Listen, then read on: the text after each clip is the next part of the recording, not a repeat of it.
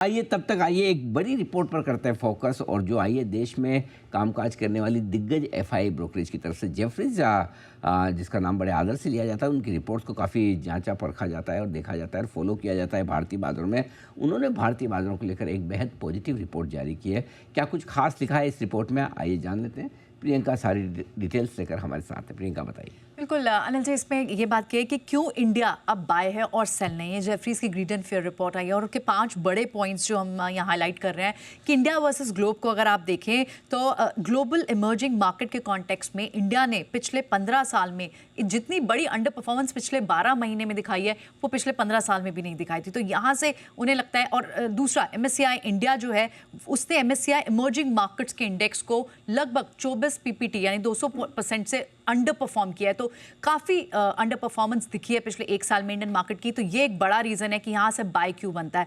दूसरा, वैल्यूएशन के लिहाज से बहुत अट्रैक्टिव इंडिया लगता है पूरे इमर्जिंग मार्केट स्पेस में। जेफरीज को उनका कहना है कि हम 10 ईयर की एवरेज के पास ट्रेड कर रहे हैं। अगर आप इमर्जिंग मार्केट्स के PE प्रीमियम को देखें तो यहाँ तक कि हमारी अपनी निफ्टी की जो 1 ईयर फॉरवर्ड अर्निंग्स है वो भी अपने पीक से काफ़ी नीचे आ चुकी है।